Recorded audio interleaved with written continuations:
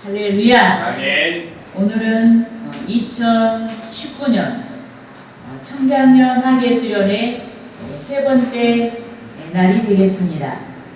우리가 6월절, 무교절, 초실절, 그리고 77절, 오순절과 77절 같은 말이죠.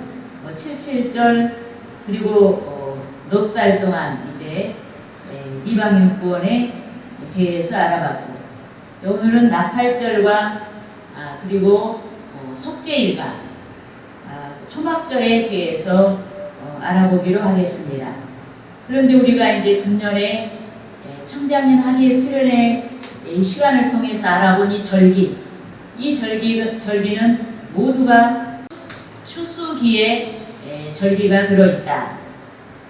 추수기가 아닌 것은 이제 바로 넉 달 동안 우리가 가을이 되기까지 그 농사를 짓는 그 이제 기간이었죠. 그러면은 이 넉 달 동안을 제외한 이제 봄의 추수기, 그리고 가을의 추수기, 이것을 통틀어서 우리는 7대 절기라고 우리가 생각해 볼 수가 있는데, 먼저 6월절. 이 6월절은 어떤 것에 대한 예표였어요? 바로 예수 그리스도의 죽으심, 그러니까 인류의 대속을 위해서 예수님이 오셨다. 그리고 무교절이 있었어요. 무교절은 뭐였어요? 무덤에 계신 예수 그리스도. 그런데 무교절에는 무교병을 먹었죠.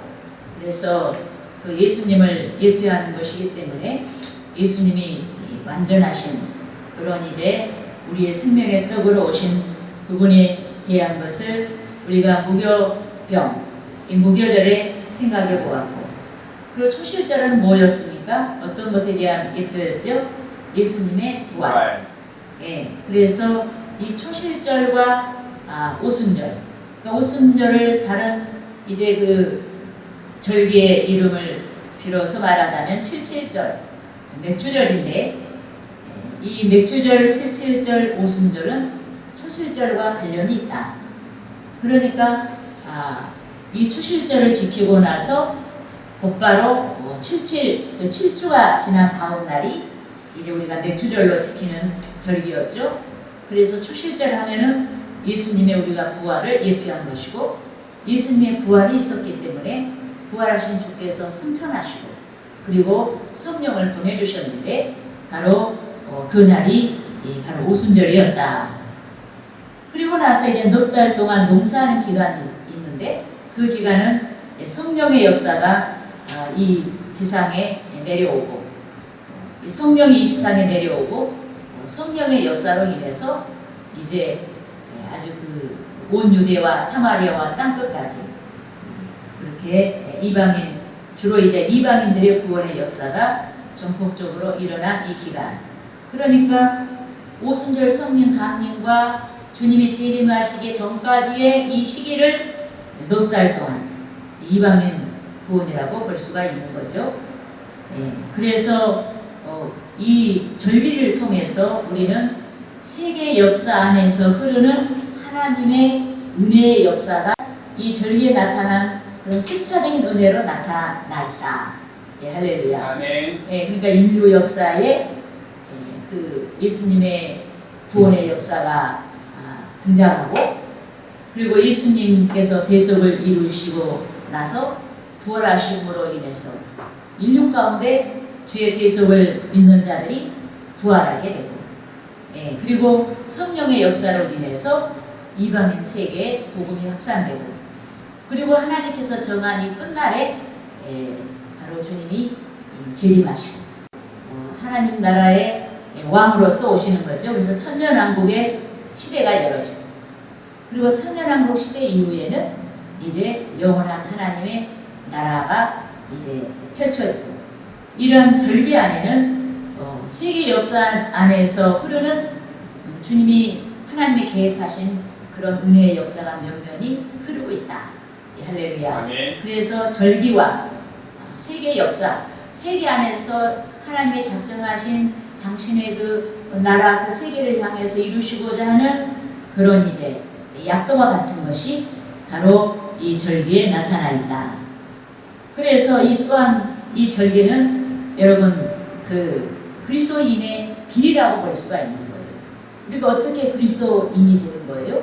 예수 그리스도를 믿음으로 인해서 우리가 그리스도인이 되지 않아요. 그래서 우리 예수 그리스도를 믿는 우리는 결국 주님이 부활하셨기 때문에 우리도 주님의 은혜로 부활하게 되는 것이고, 예. 그리고 여기 넉 달 동안 이방인 구원의 이 시기가 있잖아요. 그러듯이 우리는 이 넉 달 동안에 해당되는 사람들이에요. 성령을 받았을 뿐만 아니라 지금 그 오순절 이후에, 오순절 성령 강림 이후에 계속 성령의 역사가 일어나서 우리에게까지 복음이 전해졌고, 우리는 넉 달 기간에 하나님이 추수하기 위해서 잘 기르시는 자들이다. 예, 할렐루야. 그런데 우리가 한 가지 잘못 생각하면 안 되는 것이 우리는 아직 준비되지 않았어요. 그래서 우리는 두렵고 떨림으로 신앙생활을 해야 된다. 왜냐하면 우리가 이 여름 기간에 농사를 지을 때 아주 이삭이 충실하게 나오는 것도 광풍으로 인해서 결국은 결실하지 못하는 것들도 있어요. 이런 것들을 생각해 볼 때 오늘 한 자들이 아니라는 거. 단지 우리는 믿음으로 구원을 받았기 때문에 우리가 믿음의 완성, 구원의 완성이 될 때까지는 우리가 정말로 조심스럽게 우리 자신을 살펴보고 우리가 믿음에서 떨어지지 않도록 조심을 해야 된다. 예, 할렐루야. 아멘. 예. 다시 한번 우리가 정리하면은 이 모든 절기는 하나님의 나라가 이루어질 때까지, 하나님의 나라가 완성될 때까지의 어떤 그 인류 역사, 그리고 인류 역사 안에서 흐르는 주님의 그 예비하신 은혜가 몇 면이 기록이 되어 있다. 예, 할렐루야. 그러면은 이제 오늘은 나팔절과 속죄일과 그리고 초막절에 대해서 알아보겠는데, 큰 틀에서 보면은 나팔절은 무엇에 대한 예표인가? 바로 예수님의 재림에 대한 예표다. 그리고 속죄일은 뭔가? 1년에 한 번씩 대제사장이 백성의 죄, 이 백성의 죄를 대속하기 위해서 지성소에 들어가는 날이에요. 그런데 우리가 이 속죄일에 대한 어떤 의미를 생각해 볼 때, 속죄일은 절기 중에 어디에 편성되어 있냐면은 나팔절과 초막절 사이에 들어있어요. 나팔절이 주님의 재림, 그러니까 주님의 재림을 의미한다면 그 주님이 재림하실 때 우리 믿는 자들 함께 부활을 하는 거죠. 그래서 부활하고 또 휴거되고 이런 가운데 있는데, 그런 나팔절과 초막절 이제 중간에 속죄일이 있다는 것은 우리가 주님의 재림과 함께 부활할 정도의 그런 어떤 은혜의 사람들이라 해도 반드시 그 은혜를 완성시키는 전제는 바로 예수님의 대속의 본세라, 피권세라. 그래서 이 초막절이 천년 왕국 바로 직전에 이렇게 중간에 놓여 있는 것은 바로 예수님의 보혈의 권세가 얼마나 우리에게 절대적인지에 대한 것을 알려주는 귀한 그런 어떤 진리의 뜻을 가지고 있다. 예, 할렐루야. 아멘. 첫 번째 이제 알아볼 나팔절.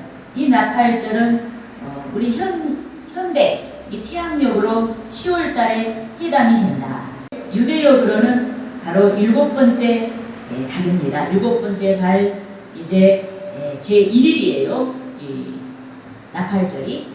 그리고 이제 속죄일은 이제 그 7월 10일이다. 유대력으로 7월 10일. 7월 10일. 그러니까 이 7월 달은 전부 어떤 가을 절기라고 볼 수가 있는 거죠. 그래서 나팔절 그리고 속죄일, 초막절은 가을에 해당하는 절기고, 6월절, 무교절, 초실절, 칠칠절은 봄에 해당하는 절기고, 그리고 이제 성령 강림 이후에 이방인들 세계로 복음이 확산되는 이 여름 기간, 이 기간 넉 달 동안은 이방인이 구원받는 기간이고, 그러게 나팔절이야말로 추수하는 기간이에요. 이제 그래서 나팔절, 속죄일, 그리고 초막절은 가을절기 추수기다. 그런데 이 나팔절이 유대력으로 7월 1일인데 태양력으로는 10월에 해당이 된다. 그럼 나팔절이 7월 1일이면은 속죄일은 7월 10일이에요. 그리고 초막절은 7월 15일이에요. 그러니까 속죄일이 중간에 들어있다고 제가 좀 전에 말씀을 드렸습니다. 나팔절, 이 나팔절은 넉 달 동안의 농사 기간이 끝난 시기다. 그러니까 여름이 끝난 시간이에요. 그러면서 가을 추수기에 해당되는 것이죠. 그래서 연중 두 번째 가을 추수절기다. 예. 그래서 연중 첫 번째 절기는 어떤 절기였어요? 봄에 보리와 밀, 보리와 밀을 추수하는 첫 번째, 연중 첫 번째 절기였고, 그 다음에 이제 두 번째 절기는 가을에 추수하는 이 두 번째 절기에 해당이 된다. 그러면은 나팔절과 관련된 것들을 우리가 알아보겠습니다. 먼저 이제 나팔절과 신약 성경의 관련성에 대해서 우리가 보겠는데요. 이제 마태복음 24장 31절을 누가 크게 찾아서 크게 읽어주시고, 고린도전서 15장 51절 51절을 찾아서 누가 읽어주시기 바랍니다. 그가 큰 나팔 소리와 함께 천사들을 보내리니 그들이 그의 택하신 자들을 하늘 이 끝에서 저 끝까지 사방에서 모으리라. 왜 모으는 거? 이때가 어느 때예요? 주님이 재림하신 때. 그러니까 재림과 이 나팔절은 주의 재림을 예표하는 것이다. 그리고 이제 마지막 나팔에 대해서 계시록 11장 15절에서 나타나 있어요. 한번 누가 찾아서 읽어주시기 바랍니다. 보라, 내가 너희에게 비밀을 말하노니 우리가 다 잠잘 것이 아니요 마지막 나팔에 순식간에 후련히 다 변화되리니. 아멘. 그러니까 마지막 나팔은 주의 재림과 관련이 있는데, 우리가 후련히 변화되는 것은 부활과 휴거를 위한 어떤 변화죠. 할렐루야. 그래서 우리는 정말 알지 못하는 하나님을 섬기는 것이 아니고, 우리가 예수 믿는 자들로서 앞으로 어떤 미래가 우리 세계에 다가오고 있을지에 대해서 하나님께서는 가르쳐주고 있어요. 그러니까 우리는 여러분 정말로 이 세상에서 안주하면 안 되겠다. 우리가 정말 힘들고 어렵더라도 우리가 믿음의 진보를 하고, 누구를 위해서가 아니에요. 하나님께 영광 돌리고 우리의 신앙을 위해서 우리는 항상 진보할 수 있도록 우리를 깨워야 된다. 할렐루야. 아멘. 그리고 이제 하늘과 땅의 모든 피조물을 모으시는 때가 언제예요? 나팔절인데, 바로 이 말을 바꾸어 말하면 주의 재림 때 하나님께서 바로 모든 피조물들을 땅 끝에서부터 모은다. 여기서 모은다고 했을 때 예수 안에서 구원받은 자들을 모으는 거예요. 믿습니까? 아멘. 그래서 성도의 부활과 휴거가 주님의 재림으로부터 나타난다. 그러면 데살로니가전서 4장 16절에서 17절 말씀을 찾아서 크게 읽으시기 바랍니다. 주께서 후령과 천사장의 소리와 하나님의 나팔 소리로 신이 하늘로부터 강림하시리니 그리스도 안에서 죽은 자들이 먼저 일어나고 그 후에 우리 살아남은 자들도 그들과 함께 구름 속으로 끌어올려 공중에서 주를 영접하게 하시리니 그리하여 우리가 항상 주와 함께 있으리라. 아멘. 여러분, 이렇게 우리는 엄청난 사건 앞에 지금 놓여 있어요. 그러니까 우리가 어떻게 살아야 할지는 우리가 성령 충만하면은 성령이 우리 각 사람에게 가르쳐 주실 줄 믿습니다. 아멘. 이렇게 우리는 정말로 영광스러운 날들을 앞두고 있고, 또 이 영광스러운 날들 직전에는 믿는 자들에게 엄청난 대환란의 기간이 있다고 예언했어요. 그렇기 때문에 우리는 이 모든 상황들을 극복하고 이 좋은 날을 맞이할 수 있도록 우리가 믿음으로 아주 강하게 무장돼야 되겠다. 아멘. 그것이 기도밖에 없어요. 기도. 그리고 하나님 말씀을 붙드는 길밖에 없다. 네, 믿습니까? 아멘. 그러면 오늘 우리가 나팔절에 대해서 지금 이 시간에 알아보고 있는데, 구약 시대에 이제 제사장이 7가지의 경우에 나팔을 이제 불었는데, 어떤 경우인지 나팔과 관련된 것이기 때문에 알아보도록 하겠습니다. 먼저 여호와 하나님께 모여서 예배를 드릴 때 알려주는 나팔, 예배 드릴 때 알려주는 나팔, 그리고 이스라엘 백성의 여행 출발을 알릴 때 나팔, 그리고 전쟁의 시작과 끝을 알릴 때 나팔, 그리고 백성들을 긴급하게 소집할 때 나팔, 정기적인 이스라엘 백성들의 명절에 부는 나팔, 연중 새해 세 달의 시작을 알리는 나팔, 특별한 희생의 제물이 번제로 드려졌을 때 나팔.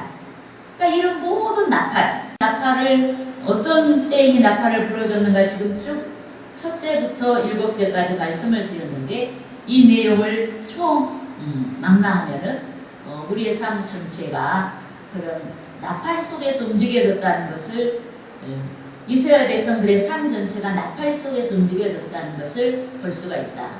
그러면 영적으로 이 나팔은 뭐냐?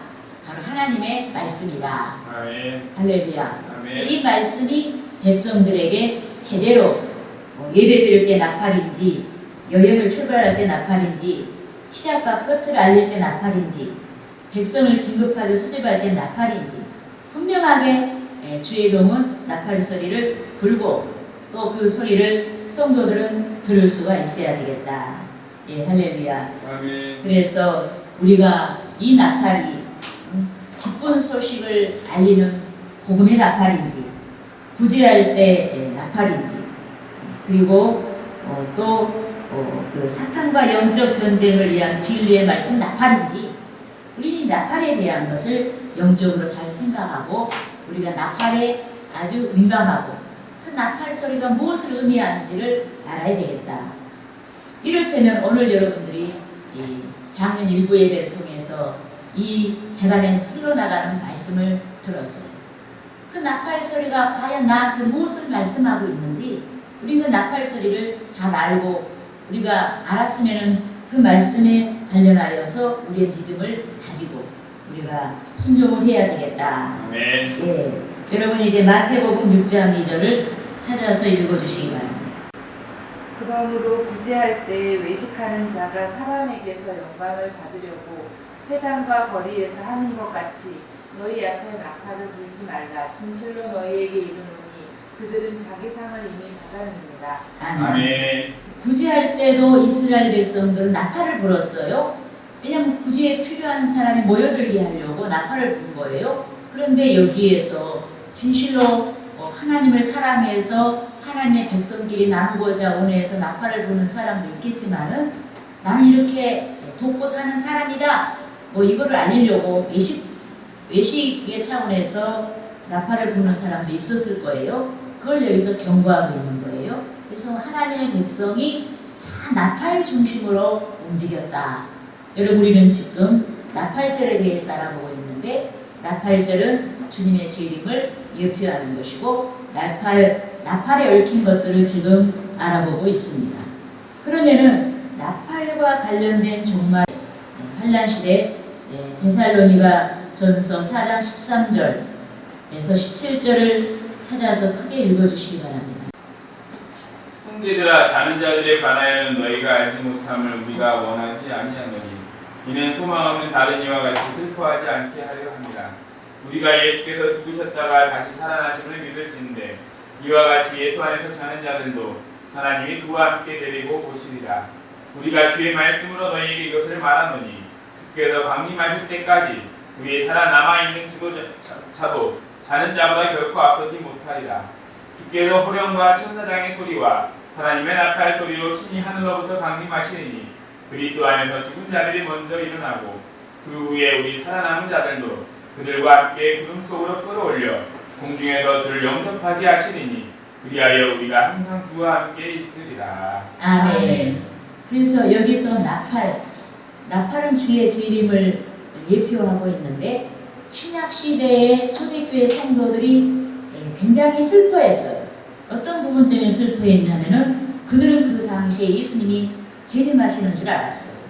그런데 재림하시지 않냐고 예수 믿고 아주 열정을 다해서 모든 걸 포기하고 사는 자기 친구들이 한 사람 두 사람 죽어가고 있는 거예요.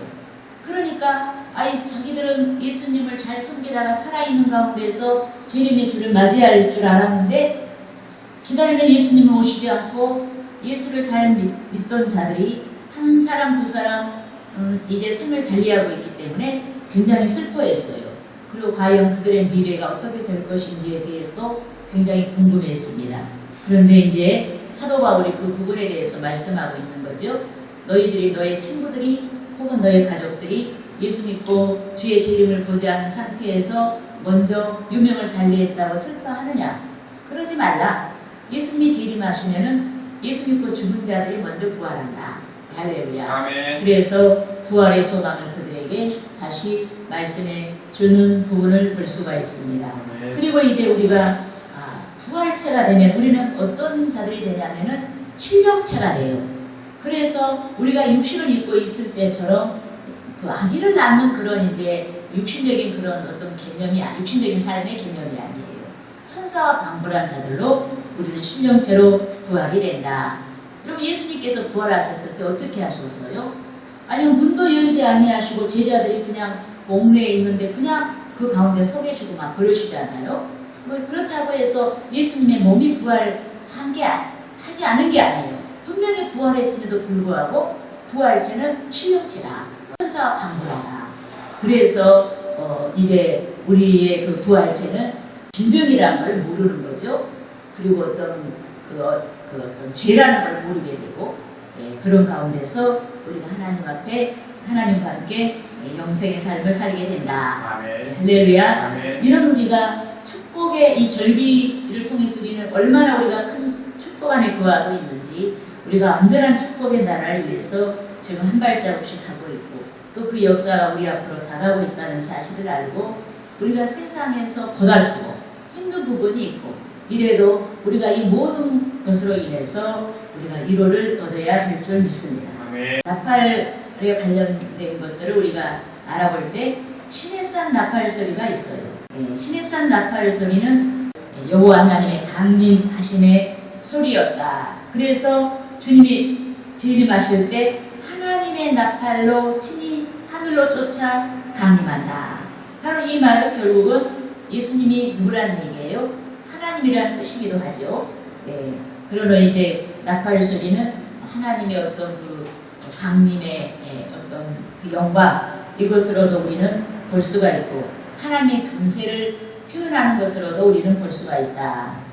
할렐루야. 아멘. 그리고 이제 하나님께서 모세를 시내산 꼭대기에 부르셨는데 하늘로부터 큰 음성이 있어 이리로 올라옴을 저희가 듣고 구름을 타고 하늘로 올라가니 저희 원수들도 구경하더라. 여러분 데살로니가전서 4장 17절을 다시 찾아 읽어주시기 바랍니다.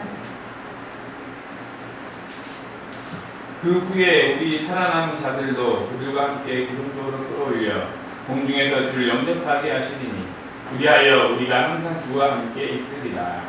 아멘. 그래서 우리는 나팔을 우리가 좀 전에 알아봤듯이 이 나팔을 영적으로 구체화시키면은 하나님의 말씀.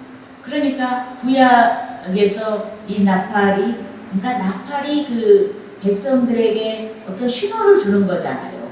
분별하게 하는 거잖아요. 그런 의미에서 하나님의 말씀이 되는데 구약 성경에는 구약에서는 모세를 통해서 선포된 율법 이것을 나팔이라고 볼 수가 있는 것이고 신약 시대에는 뭐가 나팔이라고 볼 수가 있어요?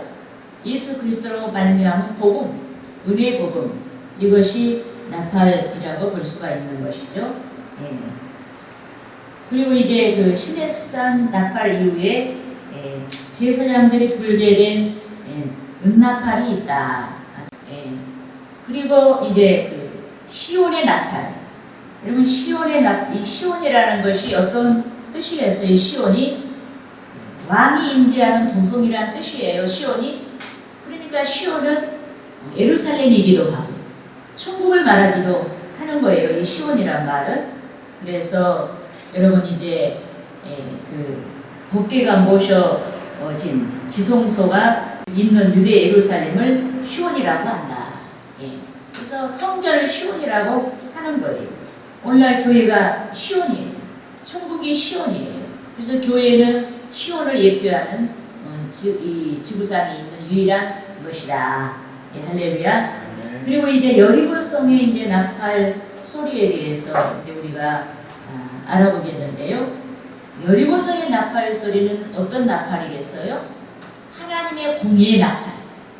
하나님의 그 권세로 말미암은 하나님의 공의의 나팔이다. 왜 공의의 나팔이겠어? 여리고성에 불었던 나팔이 여러분 뭐였습니까? 이스라엘 백성들이 이제 출애굽에서 광야 40년을 지나서 이제 적과 꿀이 흐르는 가나안 땅으로 들어갔을 때 제일 먼저 부딪힌 만나게 된 성읍이 여리고성이잖아요. 근데 그 여리고성을 이제 매일 한 바퀴씩 돌게 하죠. 백성들에게 하나님께서. 그리고 7번째는 그 이제 나팔을 든 양감 나팔을 든 제사장들이 나팔을 불게 하고 백성들이 외치게 해요. 예, 그런데 그때 그 여리고가 무너진 것을 볼 수가 있어요. 여리고성이. 결국 그 나팔 소리와 동시에 백성이 외칠 때 여리고성이 무너졌는데 이 여리고성이 무너진 것의 모형이에요. 모형이 뭔가 하면은 세상 나라가 무너지는 하나의 그림자다. 하나의 모형이다. 예, 결국은 마지막 때 정말 낭봉불락의 여리고성이 무너진 것처럼 절대로 세상은 없어지지 않을 것 같았었는데 이 세상이 이 하나님의 심판에 의해서 사라지게 된다는 하나의 그림자이기도 한다. 네, 할렐루야. 아멘. 그래서 여리고성에서 부러진 그 나팔은 하나님의 공의의 나팔이고 이 세상이 마지막 때 심판을 받는 것도 하나님의 공의에 의한 심판인 거죠. 그래서 하나님의 공의를 생각할 때 이 세상 사람들이 의로우면은 심판을 받을 리가 없죠. 그런데 심판하지 안 될 정도의 그 세상에서의 그 죄가 가능한 것을 이제 우리는 생각해 볼 수가 있다. 예, 할렐루야. 아멘. 그래서 여러분 이제 그 여리고성을 무너뜨리기 전에 하나님께서는 바로 4가지 준비 단계를 명령하셨다. 그럼 여러분 여리고성이 무너질 때 여리고에 거주하는 그 가나안 주민들은 다 죽었어요.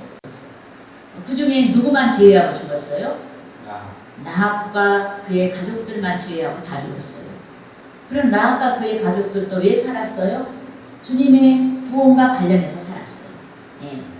그러면은 이 세상 나라를 여리고성이라고 우리가 그림자적으로 생각을 해보자 이 말이에요. 그 안에 예수님의 보혈의 권세로 구원받지 않은 자는 다 이렇게 마지막 때 심판을 받게 된다. 그러면은 우리도 그 여리고성이 무너질 때 죽었던 가나안 사람들처럼 우리는 뭐 의로워서 살았냐? 그게 아니에요. 그 여리고성이 심판받기까지 4가지 준비한 그 영적인 의미 때문에 우리가 살게 됐다. 할렐루야. 네. 첫째 어떤 의미냐면 할례. 여러분 그 여리고성을 이스라엘 백성들이 매일 한 번씩 돌고 마지막 날에 7번씩 돌고 나팔로 외치고 번개를 가지고 이렇게 돌 때 결국 그 여리고성이 무너지고 그 안에 거주한 가나안인들이 다 죽었는데 그러나 죽지 아니한 이스라엘 백성들은 어떤 백성들이었는가 하면은 할례를 받은 자들이었다. 할례. 할례라는 것은 하나의 백성의 표지요. 예, 그래서 우리는 하나님의 백성의 표. 하나님의 백성의 표는 결국은 하나님의 보호를 상징하는 그런 의미를 지니고 있죠. 예, 그래서 우리는 우리가 마지막 때 구원을 받게 되는 이 상황도 우리가 하나님께서 우리를 자녀로 삼아주신 주님께서 우리를 구원하신 계속의 표, 할례 때문에 그런 준비 단계가 있었기 때문에 우리는 세상 나라가 심판을 받을 때 우리는 구원을 받게 된다.